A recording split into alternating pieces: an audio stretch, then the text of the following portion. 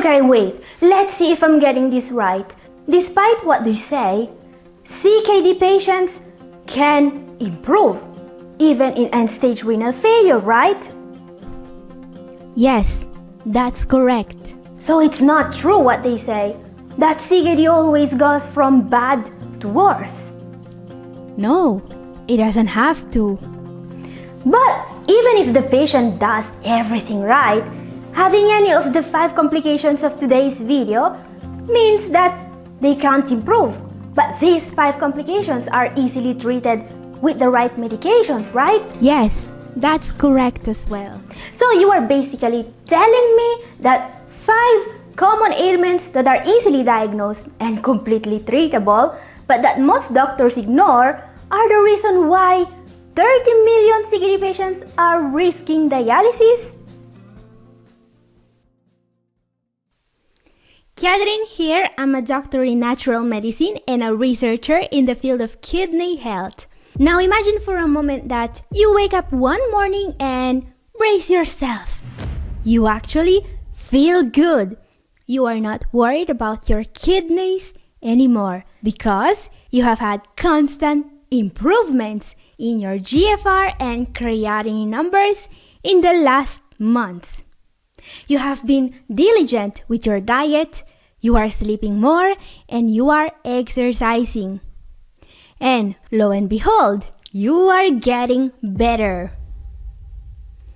But, Catherine, I have been doing all this and it didn't work. What am I missing? Okay guys, let's talk about the elephant in the room, which is the huge chance for someone with CKD of suffering from one or more of the 5 complications today's video is all about. Because leaving a complication untreated is like leaving the oven on overnight. Something's bound to burn. On the other hand, I've seen patients that, as soon as the right treatment was started, looked 10 years younger and, of course, started to improve as well. So let's see what the 5 complications are now, starting with number 5, hyperphosphatemia. Also known as the joy of having way too much phosphorus in your blood. Symptoms? Oh, just a delightful mix of muscle cramps, bone and joint pain, itchy skin, and a rash that'll make you want to scratch your skin off. Now, phosphorus isn't just one of the secret ingredients the whole food industry uses to make junk food taste like heaven. And to be shelf-stable for 6 years. No, for those with kidney disease, phosphorus is more like poison that sneaks around your body, wreaking havoc like a toddler with a permanent marker. We're talking arterial calcification, heart disease, meds that stop working, proteinuria, and kidney damage faster than you can say hitting the kidneys with a jackhammer. And I don't want to scare you, but sorry, can't hear you. What are you saying from the nosebleeds? Why aren't our doctors warning us about this, you say? Well, that's a good question. Probably because you were not going to the right doctor? I mean, any half-brained... Okay, I promise my mommy I won't be talking about doctors anymore. So, let's not do that. Instead, why don't we put on our lab coats here and start doing a risk assessment in order to tell who here in the audience is suffering from high phosphorus level. Of course, the lower your kidney function, the higher your risk. So if you're hanging out in stage 4 or 5 of kidney disease, you might want to pay a bit more attention here. Another big red flag? Your love affair with meat, especially red meat, or your addiction to dairy and packaged foods.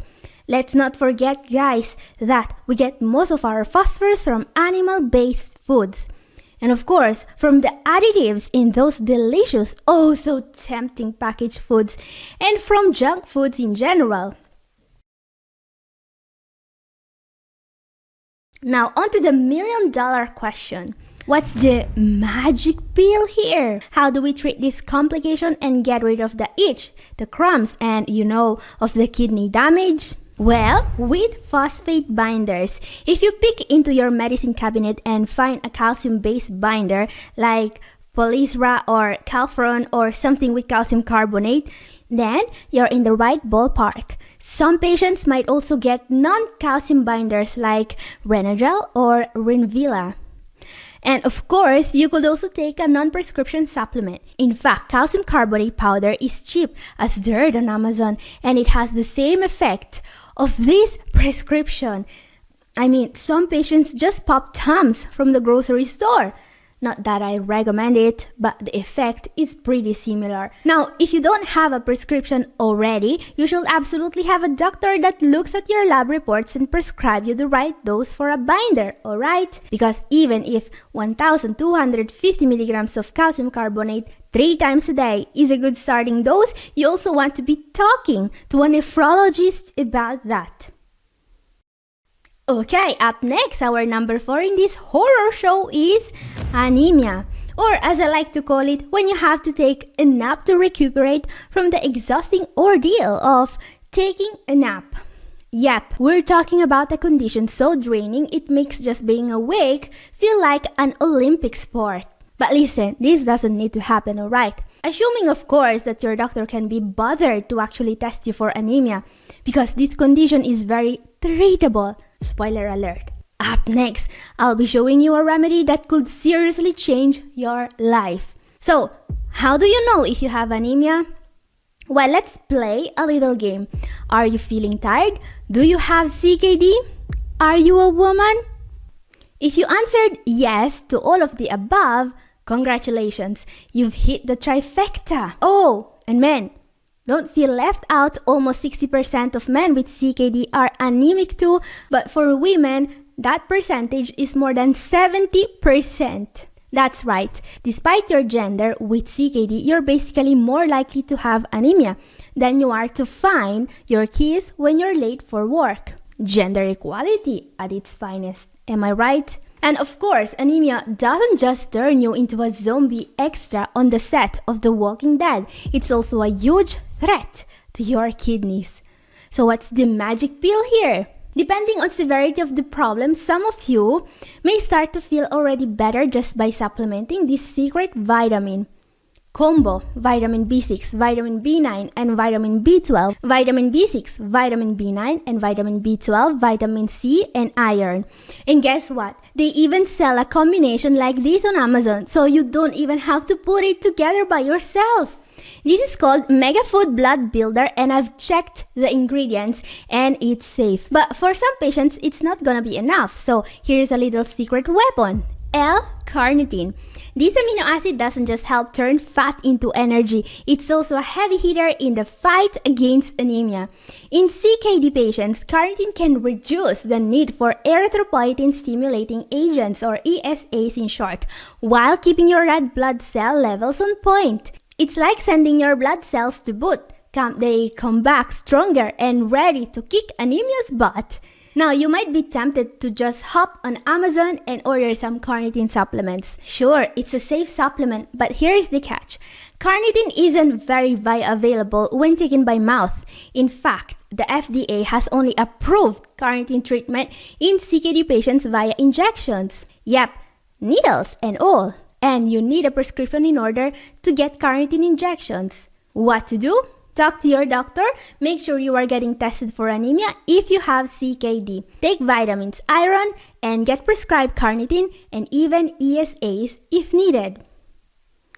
Okay guys, let's talk about another issue that some people think only affects women, but newsflash, it doesn't. Thyroid problems. Yeah, that's right. Guys, guess what? You've got a thyroid too. Shocking, I know. About 53% of CKD patients have thyroid issues, and no, they are not all women, and most important, the majority are blissfully unaware of it. Yeah, shocking. I mean, if you thought anemia and hyperphosphatemia were undiagnosed, wait till you see how many patients I have to practically shove out the door to go get a PTH test for their thyroid ASAP. Or as I like to call it, the Bermuda Triangle of lab tests. It just mysteriously disappears from the radar. Seriously, even in people who get pretty comprehensive lab tests, the thyroid is something they always forget about. And guys, keep in mind that this is not like the Pokemon game your kids and grandkids used to play on their phones, alright? No, you don't gotta catch 'em all here. In fact, you really want not to catch 'em all. So if you're struggling to lose weight, constantly tired, freezing your butt off in madly cool weather, have skin that feels like sandpaper, or if your hair is thinning faster than a celebrity's dignity on reality TV, it might just be your thyroid throwing a tantrum.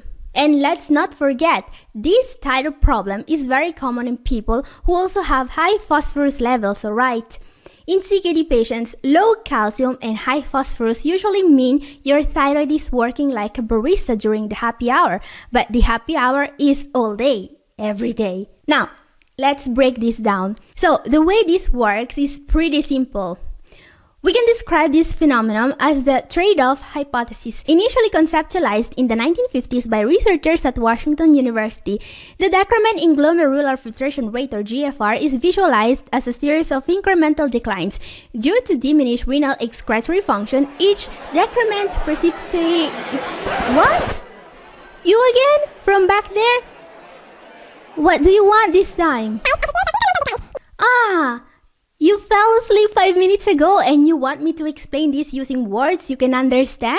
Okay, let's do that. If you notice that 3 or 4 symptoms on this handy list I've put on the screen apply to you, it's time to march yourself to a lab and get tested for parathyroid hormone, or PTH levels. Unless you enjoy being perpetually exhausted and gaining weight every time you look at the slice of bread. And yeah, there is a magic pill that can fix all of this, and it's called levothyroxine or Synthroid. And it can really help if your thyroid's gone rogue. Up next in the horror show, the most overrated complication of them all, hyperkalemia, of course. Yes, the legendary high potassium levels that have CKD patients running from tomatoes like they've just spot a shark in their swimming pool. You know, for what feels like an eternity now, doctors have been repeating the same old line: never let a slice of tomato pass your lips if you've got CKD. And the result, CKD patients see a tomato and act like it's the spawn of Satan, ready to ruin their lives in one bite. But listen, I'm not saying that if you have high potassium levels, you should just throw caution to the wind and start downing tomato juice by the gallon. No guys, but avoiding tomatoes and bananas like they're the devil's fruit isn't exactly the golden ticket to good health either. In fact, in my experience, the number one culprit behind potassium problems in CKD patients isn't your friendly neighborhood tomato. It's those ACE inhibitors and ARBs your doctor handed out like Halloween candy. So here's what I usually do with patients who are stuck on these meds. I try to get them to lower their dose, alright? And how do I do that, you may ask? First, I recommend to avoid consuming anything with added sodium. And no Himalayan salt either, no Celtic salt, no sea salt, no nothing. Unless you want tomatoes to turn into your kryptonite, And then, I recommend an odorless garlic supplement, such as Kyolic, for example. I also throw in some vitamin D if they're not already taking it, because guess what? Most blood pressure meds are as effective as a chocolate teapot if your vitamin D level is in the gutter. And I also consider magnesium and CoQ10, maybe even some beetroot powder or one of those supplements with hibiscus and hawthorn extract.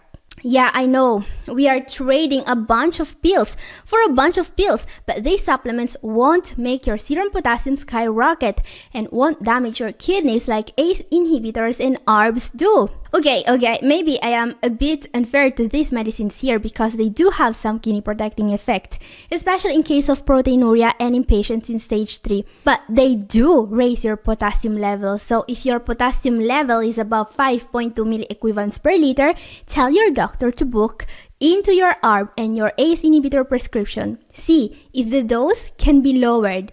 So, to wrap it up, if your potassium level is too high and you don't want to end up with some vitamin deficiency on top of everything else, make sure you're not overdosing on ACE inhibitors or ARBs, and that none of these other factors you see here are causing you problems. In fact, there are other common causes of too high potassium levels we should also consider. Constipation and inadequate insulin in those with diabetes can also contribute to this issue. And by the way, if you look closely, there is one factor I haven't considered yet. Okay guys, let's take a look at the most complicated complication of them all. How do you call a complication that causes other complications? Metabolic acidosis, of course. In fact, metabolic acidosis doesn't just target your kidneys. No, it's also coming for your bones. And if it's feeling particularly frisky, it'll throw in some bonus complications like high potassium levels.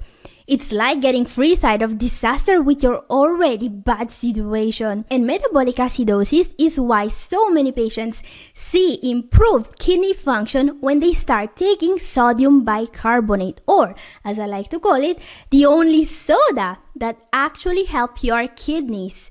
Now, unless you really love the taste of baking soda first thing in the morning, be responsible and make sure your diet is as clean as possible.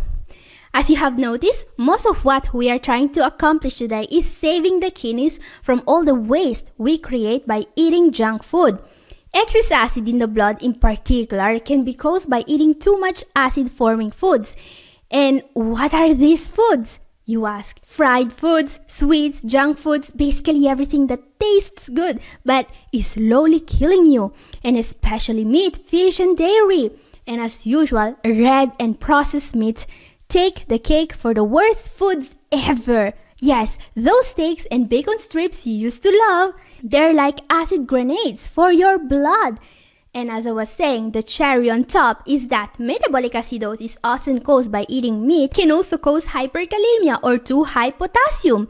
And no, this is not a way for me to discourage you from eating meat, nor a ploy coming from Big Veg to sell more carrots, alright?